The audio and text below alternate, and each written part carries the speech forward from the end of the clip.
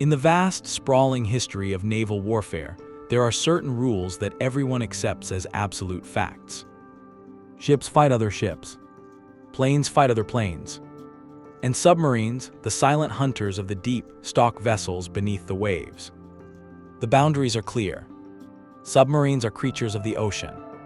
They do not operate on land. They certainly do not fight ground vehicles.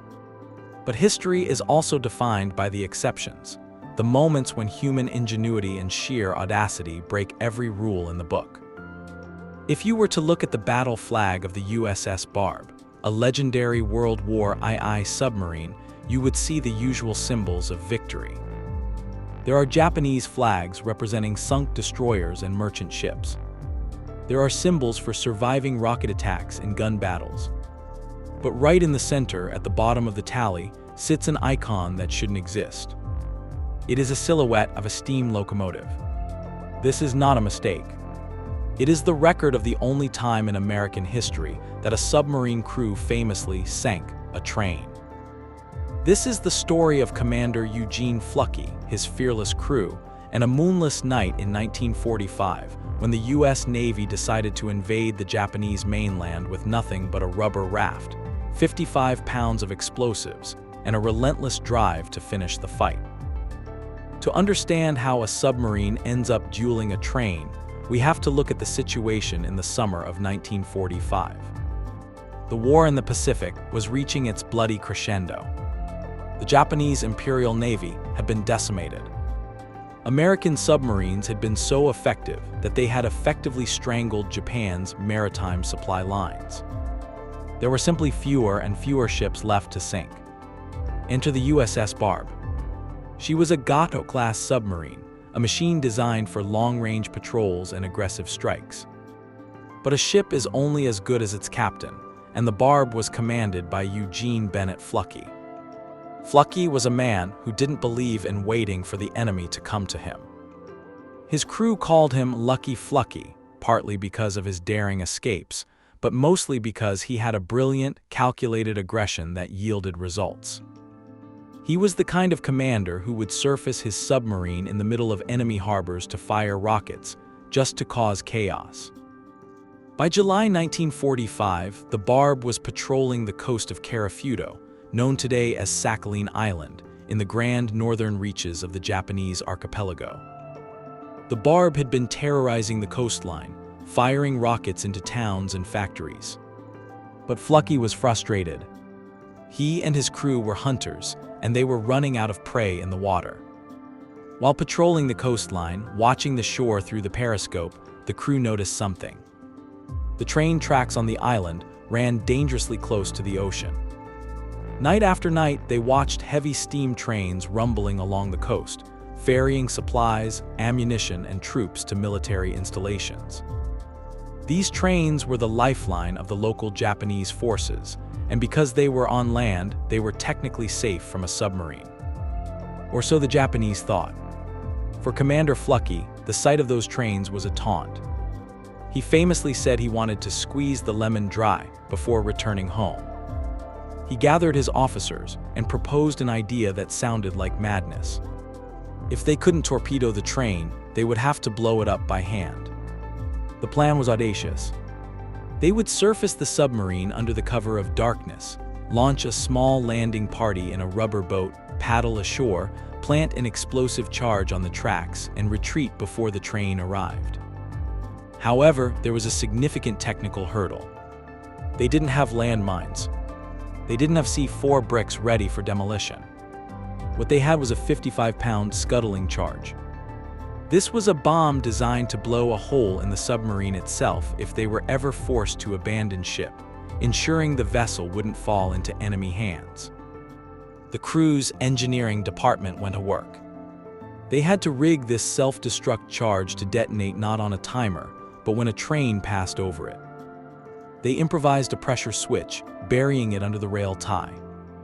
The idea was that the weight of the locomotive would depress the rail slightly, just a fraction of an inch, which would close the circuit and detonate the explosive. It was a delicate, dangerous piece of engineering. If the switch was too sensitive, the waves crashing on the shore or a wild animal could set it off. If it wasn't sensitive enough, the train would roll right over it. When Fluckey asked for volunteers for the landing party, he expected hesitation. Instead, practically the entire crew raised their hands. Every man on the Barb wanted to be one of the few sailors to set foot on enemy soil. Fluckey had to select carefully. He needed a mix of skills: signaling, engineering, and combat readiness. He chose 8 men. The team would be led by Lieutenant William Walker. Among the volunteers was Billy Hatfield, whose inclusion was vital. Hatfield had worked for the Pennsylvania Railroad before the war. He knew how tracks were laid, how ballast shifted, and exactly where to place a charge to derail a massive locomotive. On the night of July 23, 1945, the conditions were perfect. It was cloudy and pitch black. The USS Barb crept into Patience Bay, approaching within 1,000 yards of the shore. The water was shallow, dangerously so for a submarine. If they were spotted, they would be sitting ducks for shore batteries. The 8 men boarded their rubber rafts and paddled silently toward the hostile beach. The tension was suffocating. They were American sailors, operating as commandos deep in enemy territory. If they were captured, they likely wouldn't be treated as prisoners of war. They would be executed as spies or saboteurs. The landing was difficult. The currents were strong, and the men had to fight to keep the rafts from capsizing. They finally felt the crunch of gravel beneath their boots and scrambled up the bank, leaving 2 men to guard the boats while the other 6 headed for the tracks. Navigating through tall grass and brush, they almost stumbled into a Japanese sentry tower. They froze, hearts pounding, as the guards chatted nearby, unaware that American sailors were lying in the grass just yards away. Moving with agonizing slowness, they reached the tracks. This was Billy Hatfield's moment. He cleared away the gravel ballast between the railroad ties. The men carefully lowered the 55-pound explosive into the hole. They wired the batteries and the improvised pressure switch. Every sound seemed amplified in the silence, the click of a wire, the shifting of a stone. At any moment, a patrol could walk by. The installation took about 20 minutes, though it must have felt like hours. Once the charge was set, Lieutenant Walker ordered the men to retreat. But just as they finished covering their tracks, a whistle blew in the distance. A train was coming. The timetable had been off, or perhaps this was an unscheduled supply run. The men didn't have time to double-check their work. They scrambled back to the beach, launched the rafts, and paddled furiously toward the waiting submarine. Back on the USS Barb, Commander Fluckey was watching from the bridge. He could see the signal light from his men, indicating they were coming back, but he could also see the lights of the train rounding the bend, chugging north. The timing was cinematic. The landing party was only halfway back to the sub when the train roared past their position on the tracks. The sailors stopped paddling and turned to watch. At 1:47 a.m., the heavy locomotive hit the pressure switch. The explosion was colossal. The 55-pound charge detonated directly under the engine. The blast blew the locomotive into the air. The boiler ruptured, creating a secondary explosion that lit up the night sky like fireworks. Wreckage was hurled hundreds of feet into the air. The cars behind the engine accordioned into one another, piling up in a twisted mass of steel and fire. On the bridge of the submarine, Fluckey grabbed the microphone. He didn't need to be quiet anymore. He yelled to the men in the rafts, "Paddle like the devil." The debris from the explosion was actually raining down around them in the water. The landing party scrambled back onto the deck of the Barb. Fluckey didn't wait for them to dry off. He ordered the submarine to turn tail and run. They successfully navigated the shallow waters at high speed, slipping away into the deep ocean before the stunned Japanese forces could figure out what had just happened. As they moved out to sea, the crew gathered on the deck to watch the bonfire burning on the horizon. They had done the impossible. They hadn't just damaged a supply line. They had completely destroyed a 16-car military train using a boat. The raid on the train became an instant legend within the Navy. When the USS Barb returned to port, the crew was greeted as heroes.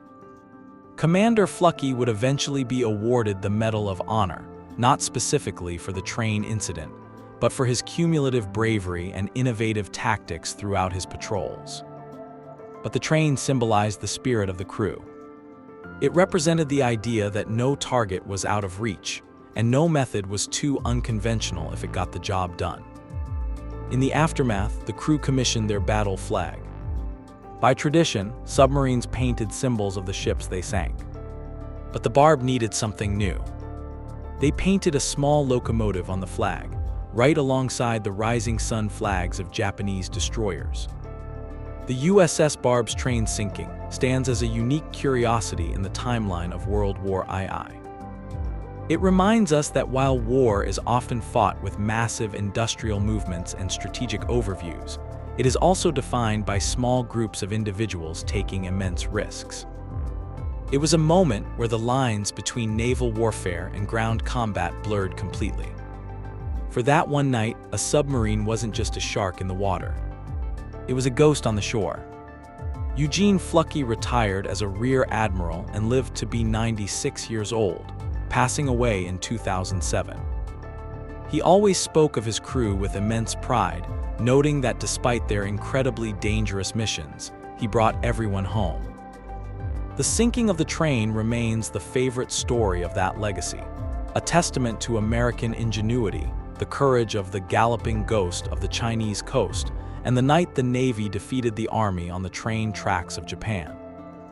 Thanks for watching. If you learned anything, or if I at least entertained you today, please consider hitting the like button and subscribing. The almighty algorithm decides who gets recommended my videos based on the amount of views versus likes and subscriptions. I wish I didn't have to ask, but please do consider pressing like and subscribe.